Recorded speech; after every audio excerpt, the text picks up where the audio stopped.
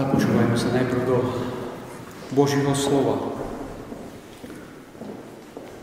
Apoštol Pavol nám hovorí: Moji milovaní, utekajte pred modloslužbou. Hovorím vám ako rozumný. Posúďte sami, čo hovorím. Nie je kalich dobrorečenia, ktorému dobrorečíme, účasťou na Kristovej krvi. A chlieb, ktorý lámeme, nie je účasťou na Kristovom tele. Keďže je jeden chlieb a my mnohí sme jedno telo, lebo všetci máme podiel na jednom chlebe. Pozrite na Izrael. Podľa tela nemajú azda tí, čo jedia obety, účasť aj na oltári. Čo tým chcem povedať? Že mäso obetované modlám je niečo, alebo že modla je niečo. Ale to, čo obetujú zlým duchom a nie Bohu. A ja nechcem, aby ste boli spoločníkmi zlých duchov. Nemôžete piť Pánov kalich aj kalich zlých duchov. Nemôžete mať podiel na Pánovom stole aj na stole zlých duchov. Alebo chceme dráždiť Pána? Sme azda silnejší ako on? Nech sa páči. Dnešná téma je okultné liečiteľstvo. Ide vlastne o rôzne schopnosti, rôzne metódy a techniky uzdravovania, aj keď sú častokrát veľmi odlišné, ale majú spoločný základ. Pôvod majú v ezotérike, v astrológii, v rôznych náukách, ktoré pochádzajú z čínskej medicíny, z taoizmu, konfucionizmu, hinduizmu, buddhizmu, židovskej kabaly, špiritizmu, z mesmerizmu a ďalších náuk.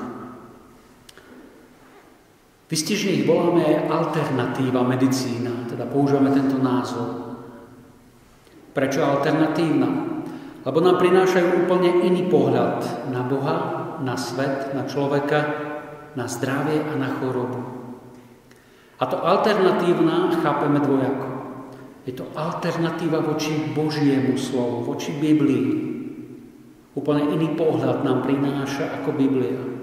Zároveň je to alternatíva voči klasickej medicíne.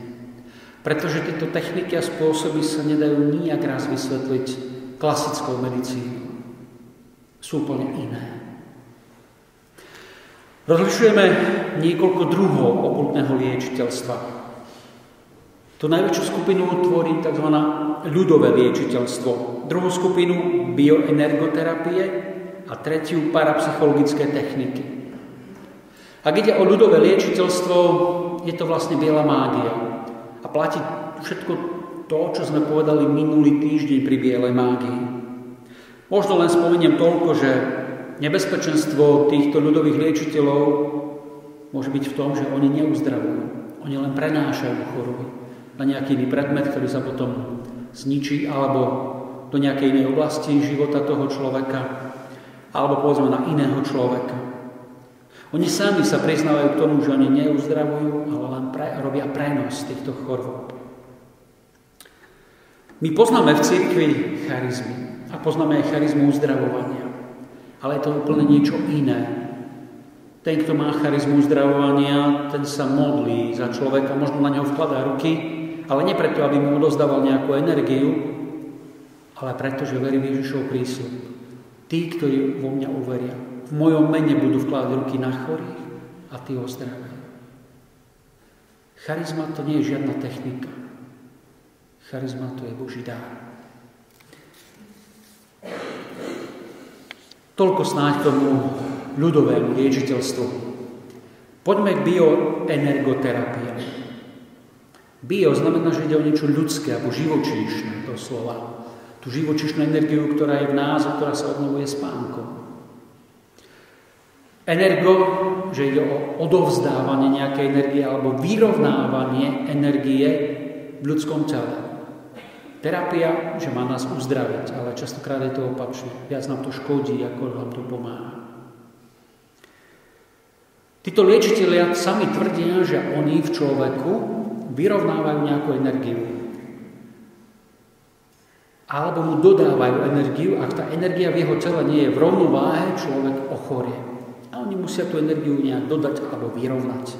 Robia to zvyčajne skrze dotyk, že sa dotýkajú rukami vás, alebo dotýkajú sa tých chorých miest, alebo chodia rukami okolo vášho tela veľmi blízko. Hovoria, že oni túto energiu čerpajú, že to nie je ich vlastná energia, že ju čerpajú desi z vesmíru.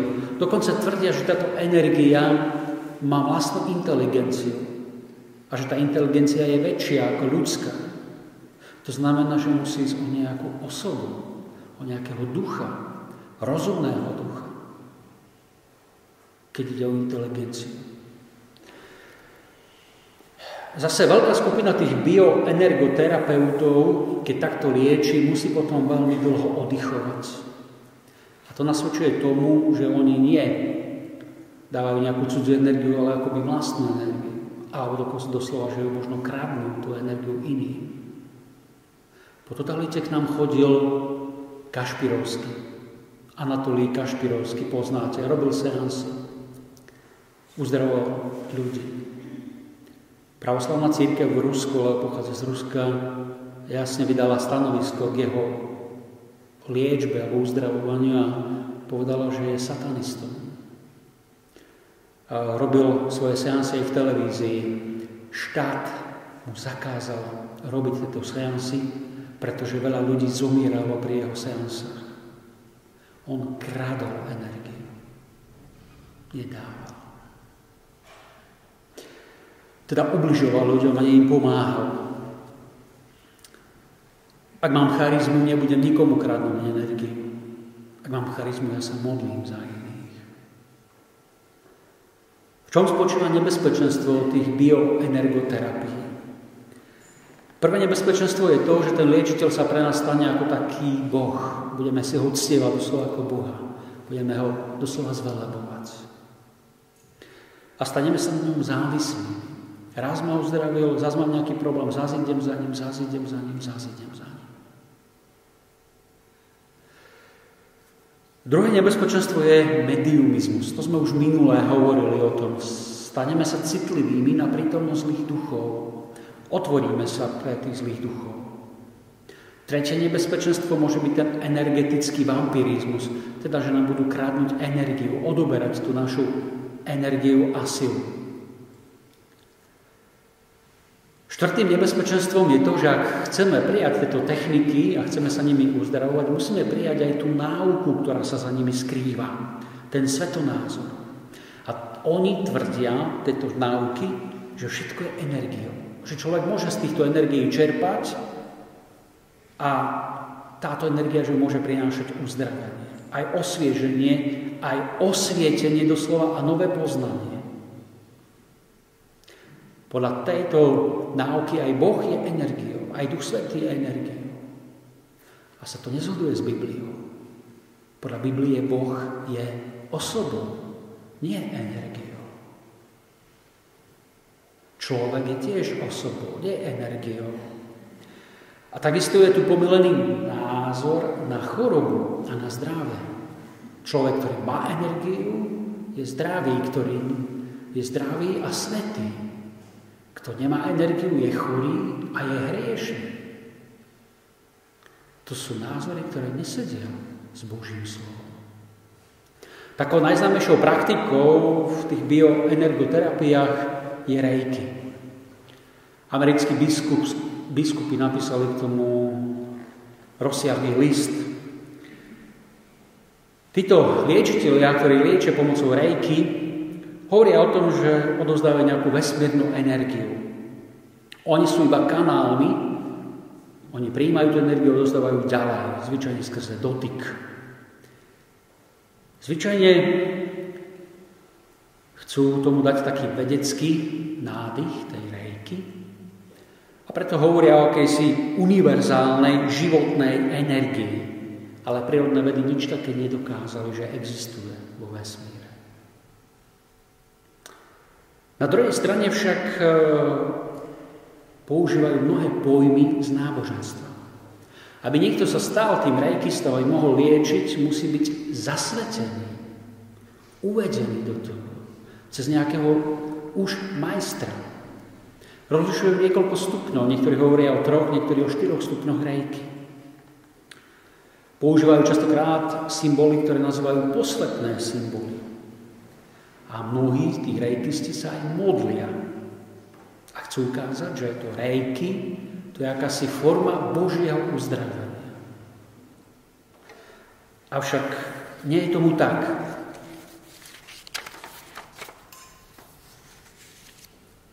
Lebo keď zoberieme Božie slovo, zistíme, že uzdravovanie v Božom slove nie je žiadnou technikou. Ježiš každého jedného z nás vyzýva k tomu, aby sme sa modlili za chorých a za uzdravenie. A nepotrebujeme k tomu zvláštne zasvetenie. Stačí, že verím Ježišu. Že som veriaci a môžem sa modliť za uzdravenie. Môžem vkladať ruky na chorých, ale nie preto, aby som im dával energiu, ale preto, že verím Ježišov prísľub. Rejky nemá ani oporu vo vede, ani vo viere. Je priamo v rozpore s vierou kresťanskou. A ak chceme prijať rejky, musíme prijať znovu to, čo sa skrýva, ten svetonázor. Ale my už sme si povedali, že Boh nie je energiou. A uzdravovanie nie je odovzdávanie energie, ale je to charizma.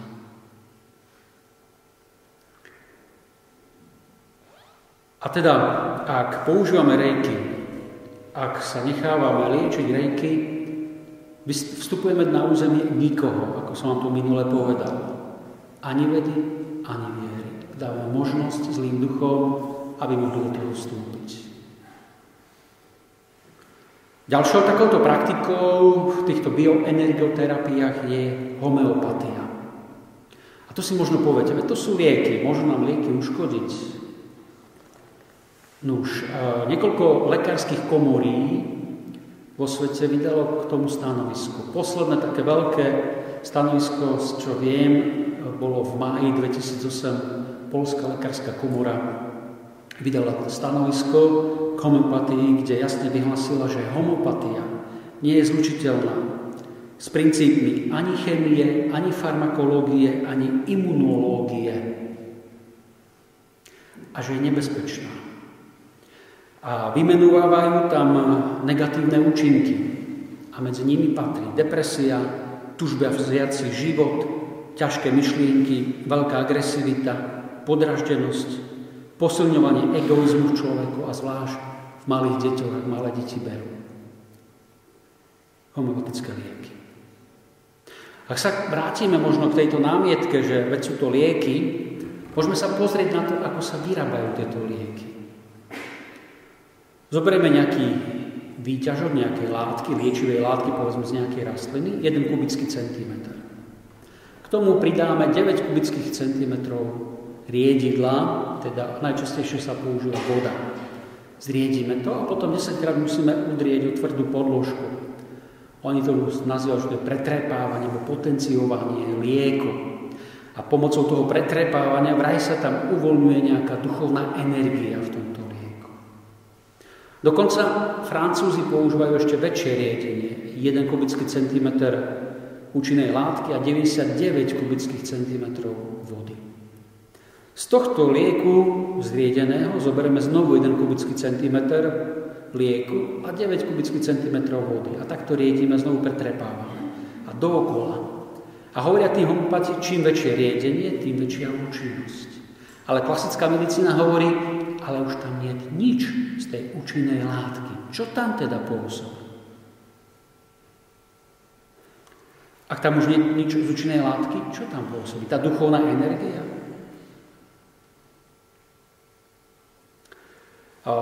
Homeopati tvrdia, že tá voda má v sebe tzv. Pamäť. To znamená, je schopná si uchovať to, čo v nej bolo, teda tú účinnú látku. Áno, ale vedecky to znovu nie je dokázané, alebo je dokázané to, že to trvá niekoľko stotín sekúnd. A potom tá štruktúra sa stráci v tej vode.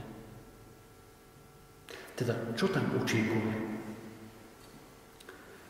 Ak sa pozrieme na dejiny homeopatie, tak vieme, že zakladateľom je Samuel Hahnemann. A štafetu po ňom potom prebral Rudolf Steiner. Obaja boli vysoko postavenými členmi slobodomarských lóží. A hovorí sa o nich, alebo mnohí homeopati tvrdia o nich, že recepty na výrobu týchto liekov získavali pomocou špiritistických seansí, keď vyvolávali duchov a tí duchov im diktovali tieto recepty. Takže ak sa pozeráme na ovocie, a ovocie je zlé, tak nemôže byť ani strom dobrý, ale musí byť zlý. Samotní homeopati dokonca tvrdia sami, že homeopatia je škodlivá a že musia mať pre seba tzv. Antidotum, akýsi protiliek, že ak im začne ubližovať to homeopatikom, tak musia zobrať sami ten protiliek, aby si pomohli. Teda vlastne oni sami tvrdia, že homeopatia je akýmsi jedom. Ďalej k týmto energoterapia môžeme ešte zaradiť akupunktúru. Vpichovanie ihiel do nášho tela. To pochádza z čínskeho taoizmu. Tento taoizmus hovorí, že v našom tele existuje energia yang a yin. Oni musia byť v rovnováhe. Ak sa narušia, človek ochorie. Riečište, teda ako tečie tá energia yin a yang, nazývajú meridiány. A okolo týchto meridiánov sú tie akupunktúrne body, kde sa majú vpichovať ihly.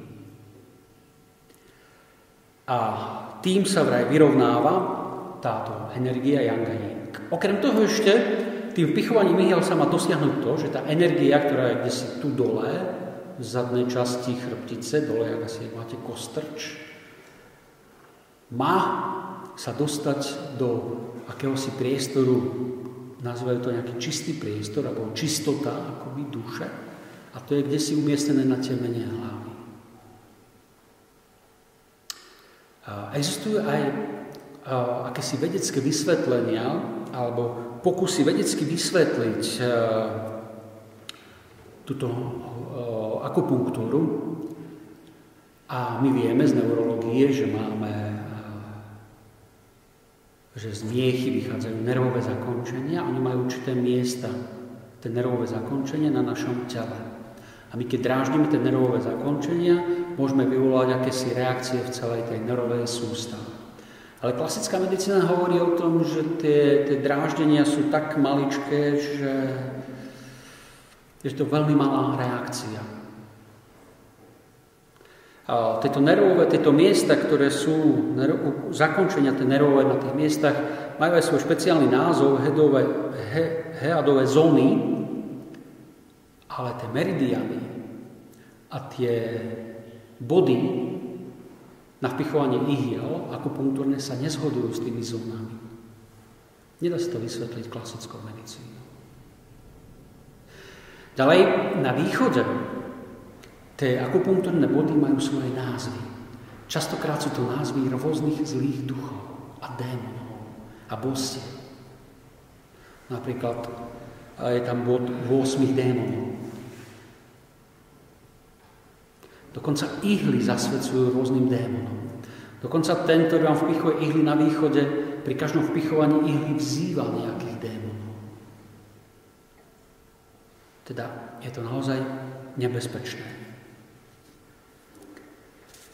Toľko k tým bioenergoterapiám. Ďalšiu skupinu sú tzv. Parapsychologické techniky.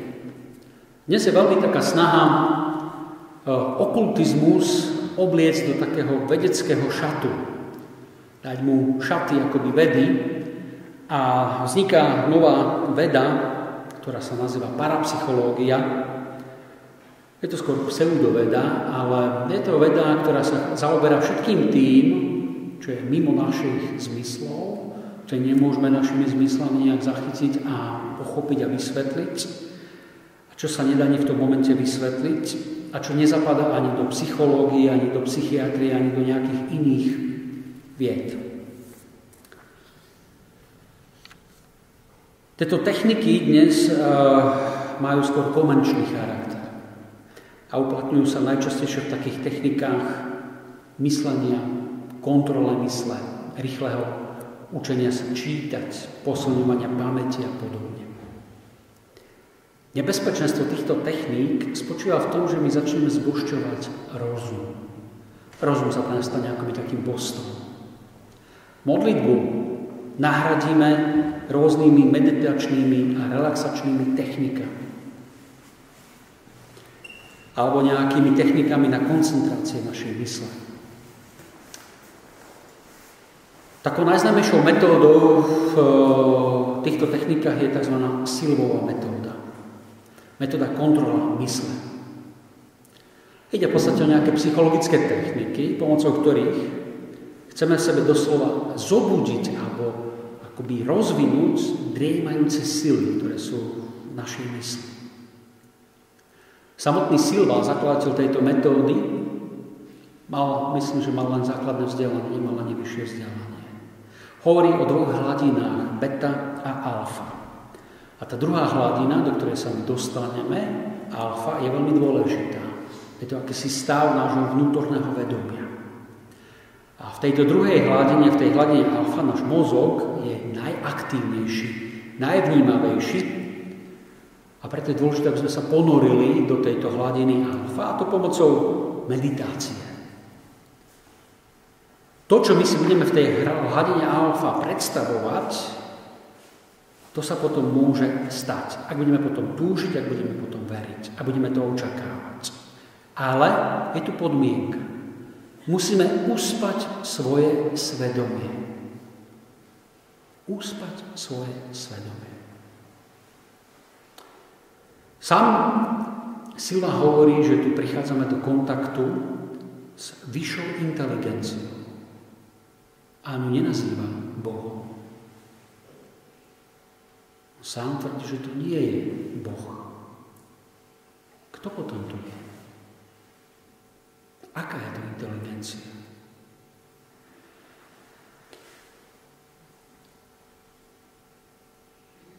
Táto technika je nebezpečná aj preto, že my už nepotrebujeme Boha. My už nepotrebujeme odpustenie. My už nepotrebujeme vykúpenie Ježiša Krista. Ja si sám môžem naprogramovať. Ak pácham nejaký hriech, mám sa nejaký pocit viny, môžem si hovoriť, hriech neexistuje, pocit viny neexistuje. Takisto s chorobou. Nemám chorobu. Budem seba programovať. Potom si budem programovať, že ja som svätý, alebo že ja som zdravý. Budem potom túžiť, budem to chcieť, budem to očakávať. Ale musím uspať svoje svedomie. A môžeme sa tým otvoriť naozaj pre pôsobenie zlých duchov, lebo nevieme, s kým prichádzame do kontaktu. Ďalšou technikou, ktorá sem patrí, je yoga. Po všeobecnosti je yoga prijímaná ako nejaká nadnáboženská, asketická a meditačná technika. Tak je nám podávaná. Cieľom jogy je, aby sme sa dostali do nezvyčajného stavu pokoja. Chcem zažiť pokoj, chcem si odpočinúť, oddychnúť, relax. Ale yoga bude ovplyvňovať moje postoje k životu. Má mi priniesť aj zdravie, má mi dokonca dodať aj energiu a má zvyšovať aj moju inteligenciu. My rozlišujeme rôzne druhy jógy. A to v závislosti od toho, aké techniky používajú. Môže to byť hatha yoga, tá je najviac rozšírená u nás v Európe, karma yoga, mantra yoga, kundalini yoga, raja yoga a ďalšie a ďalšie. Základom jogy je tzv. Sankhaya. Je to náuka, ktorá tvrdí, že všetko má pôvod v jednej prabytosti. A yoga je takým praktickým doplnkom. Mohli by sme to prirovnať k nejakej pobožnosti. Tak by sme mali teraz krížovú cestu. Putujeme od jedného zastavenia k druhému. Pokľakneme si, postavíme sa, prežehnáme sa.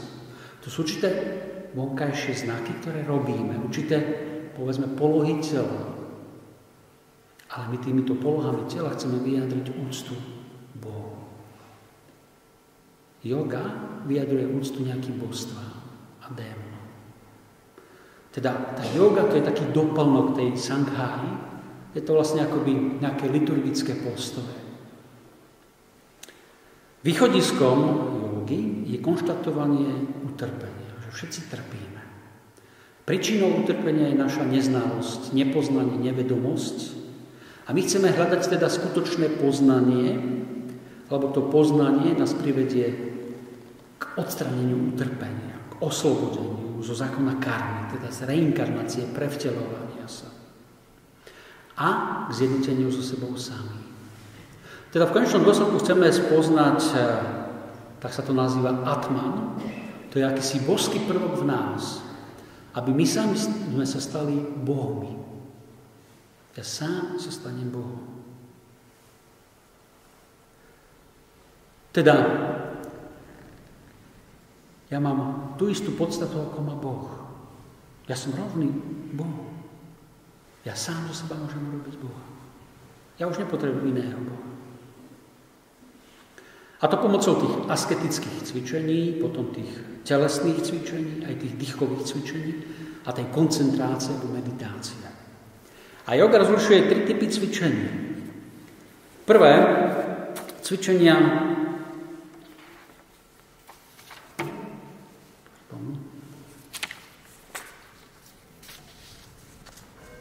cvičenia sú psychologické.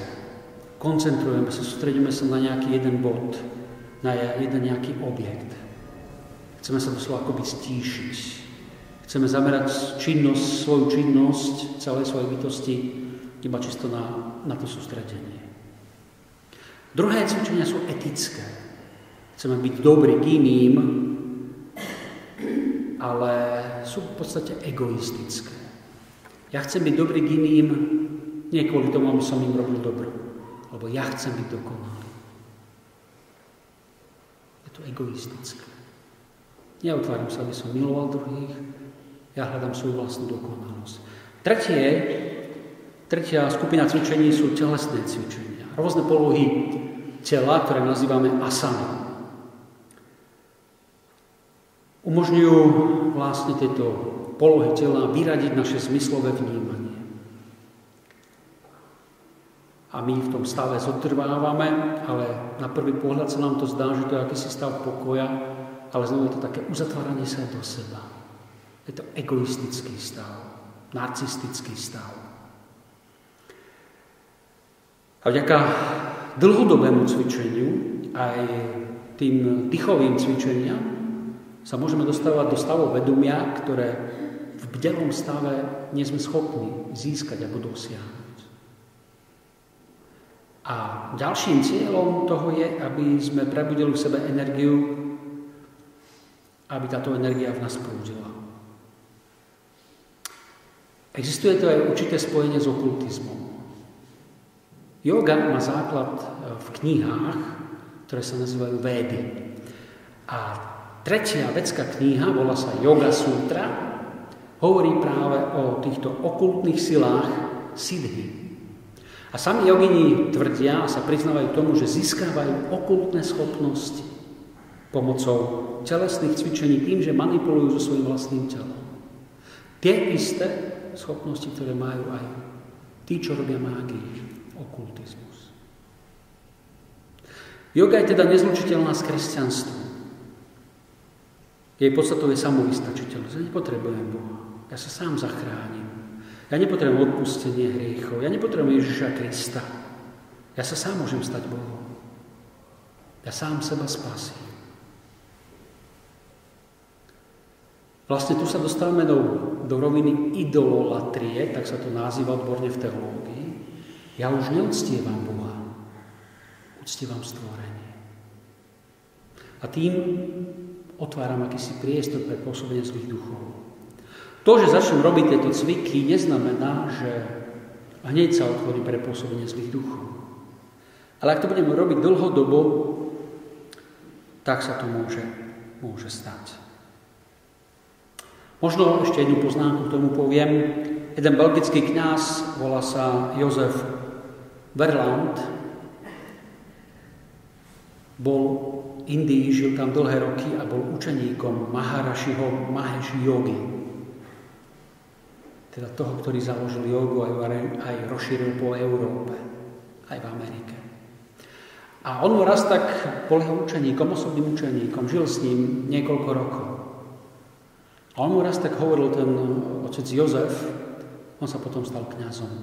Mu hovorí, Európania cvičia tieto cvičenia, vlastne cvičia tú jogu, tie cviky bez toho, že by prijímali to náboženstvo alebo tú filozofiu, ktorá sa za tým skrýva. Maharishi sa zasmial a povedal, aj tak to účinkuje. Aj tak to pôsobí. Existuje ešte veľa rôznych techník, liečebných, uzdravovacích a nie sme schopní ani všetkých vymenovať. Oni vznikajú ako huby po daždi. Nie sme schopní ani všetky poznať. Ale mnohé z nich združuje New Age. A ja som už ten dokument vám spomínal, Vatikán vydal v roku 2005 dokument Ježiš Kristus ako živá voda. A on tam spomína veľa takýchto praktík, ktoré New Age propaguje a ktoré môžu byť pre nás nebezpečné. Ja vám ich teraz prečítam.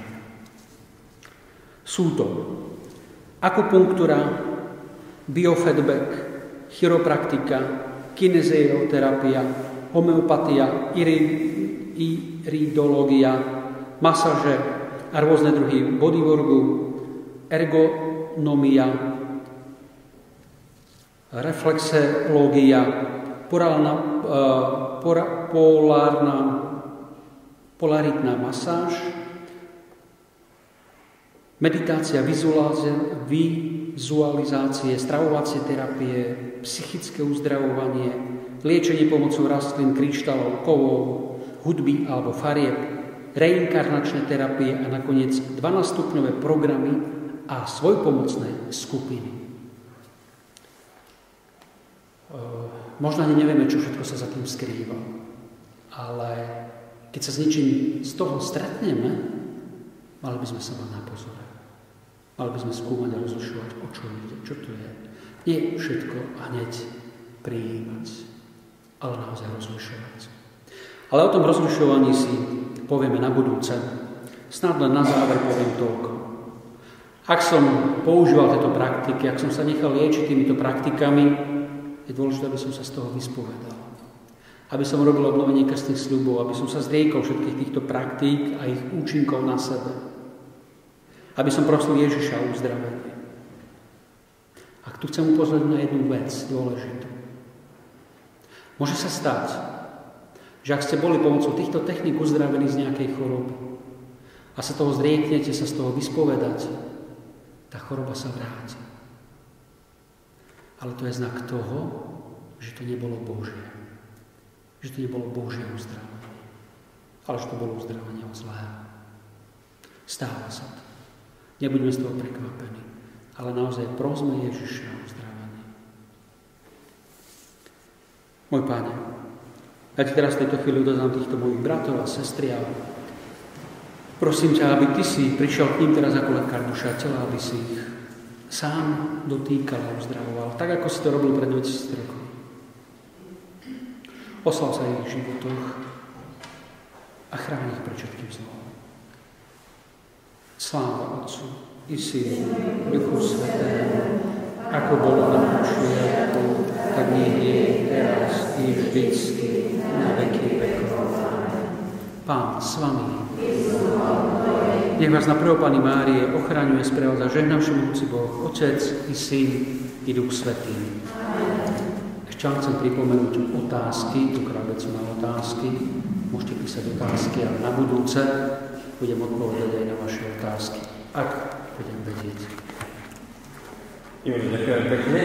Tak akcia je tam pod chórom a otázky, neviem, či som tam nepozeral, ani nebudem pozerať diskrétne, ani nebudem sa obrať, čo napísal, alebo samozrejme, nie je tam treba písať meno, určite to. Ak sa niekto potom chce v tej otázke pýtať, tak môže aj súkromne, alebo spoločne. Takže ďakujem o týždeň o 14. hodine zase. Pekné popoludne, nech vás Pán Boh žehná. Amen.